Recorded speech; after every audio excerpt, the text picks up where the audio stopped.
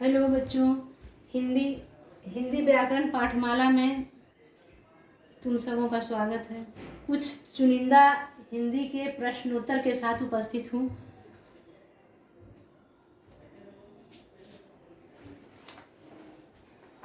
ये आपको दिए बोर्ड पे, जो कि बोर्ड पे मौजूद है। कहता है, क्वेश्चन है, कोष्ठक में दिए गए निर्देशानुसार। कोष्ठक में ये दिया हुआ जो कोष्ठक बना हुआ है, इसमें निर्देशानुसार, इसके निर्देश के अनुसार ये प्रश्नोत्तर, यहाँ क्वेश्चन को सॉल्व करना है। तो सबसे पहले हम देखते हैं क्वेश्चन फर्स्ट को। रिक्त दिए गए निर्देशानुसार रिक्त स्थानों की पूर्ति कीजिए। क्वेश्चन फर्स्ट में महेश रिक्त स्थान माँ से बहुत प्यार करता है। अब इसका कोष्ठ में दिया हुआ क्या है, निर्देश दिया हुआ है, तो सार्वनामिक विशेषण में चेंज करना है। सार्वनामिक विशेषण लगाना है यहाँ पे, सार्वनामिक विशेषण। तो सबसे पहले सार्वनामिक विशेषण को हम जानेंगे कि सार्वनामिक विशेषण ही क्यों लगाने के लिए बोला। तो सबसे पहले सार्वनामिक विशेषण को जानेंगे। सार्वनामिक विशेषण क्या है? तो कर्ता के पहले जो सर्वनाम लगाए जाते हैं, कर्ता के पहले जो सर्वनाम लगाए जाते हैं, उसे हम सार्वनामिक विशेषण कहते हैं। तो अब देखिए यहाँ पे महेश माँ से, तो माँ भी माँ करता है, तो माँ के पहले विशेषण आएगा, सर्वनाम आएगा, सार्वनामिक विशेषण आएगा। तो महेश माँ से बहुत प्यार करता है, तो इसमें सर्वनाम होगा महेश अपनी माँ से। महेश अपनी माँ से बहुत प्यार करता है। सार्वनामिक विशेषण यहाँ पे हुआ अपनी। अब सेकंड नंबर क्वेश्चन को देखते हैं। इतिहास, देखिए ये इतिहास जो वर्ड है अंडरलाइन किया हुआ है, पहले ही बता दे रहे हैं। इतिहास पढ़कर रिक्त स्थान घटनाओं का ज्ञान हो जाता है। अब कोष्ठ में क्या निर्देश दिया गया है, ये क्वेश्चन नंबर सेकंड को बनाने के लिए रेखांकित शब्द के विशेषण से, ये जो इतिहास जो रेखांकित शब्द जो है, इसको रेखांकित शब्द के विशेषण से, इसकी विशेषण में चेंज करना है, विशेषण बता करके। तो अब इसका विशेषण क्या होगा, भाववाचक विशेषण क्या होगा, भाववाचक विशेषण, इसकी इतिहास की विशेषता।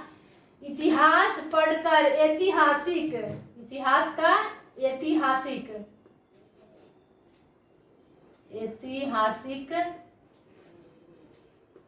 इतिहास का ऐतिहासिक निर्देश के अनुसार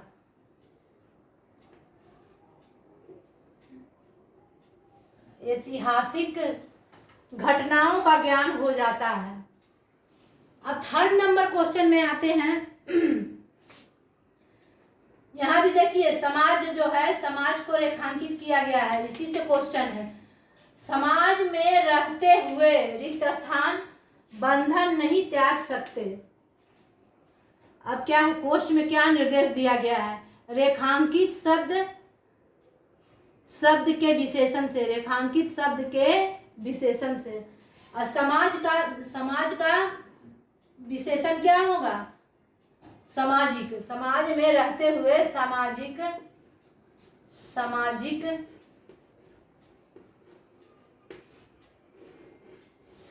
बंधन नहीं त्याग सकते।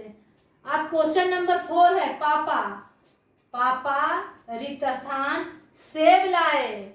अब कोष्ठ में क्या निर्देश दिया जा रहा है, निश्चित परिमाणवाचक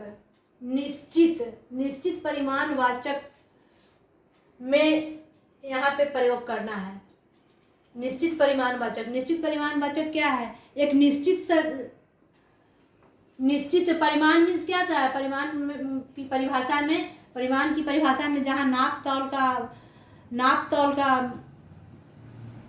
परिभाषा वाक्य में आए उसे हम परिमाणवाचक कहते हैं, परिमाणवाचक कहते हैं। और निश्चित, तो निश्चित माने कि एक निश्चित संख्या, निश्चित में तो पापा 1 किलो, निश्चित है 1 किलो, 1 किलो सेब लाए।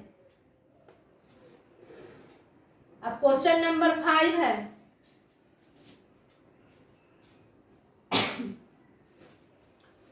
कवि सम्मेलन में रिक्त स्थान श्रोतागण उपस्थित थे। अब यहाँ पे देखते हैं, कोष्ठ में क्या निर्देश दिया गया है? अनिश्चित संख्यावाचक विशेषण, यानी कि संख्या है लेकिन संख्या का कोई निश्चित संख्या नहीं। जैसे निश्चित संख्या में हो जाएगा 1 2 3 4 5, चाहे 100 200 हो गया, निश्चित हो गया, लेकिन संख्या है लेकिन कुछ निश्चित नहीं है।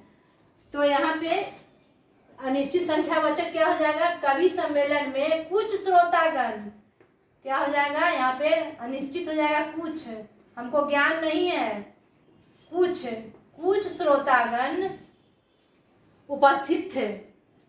अब क्वेश्चन नंबर 6 में है, कक्षा में आज रिक्त स्थान छात्र उपस्थित थे।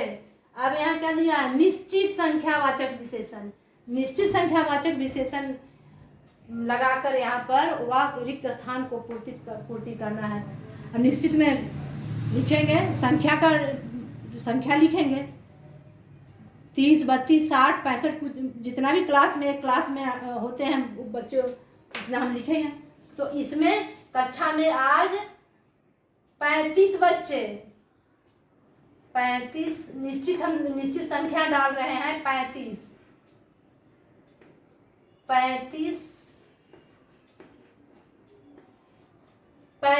छात्र,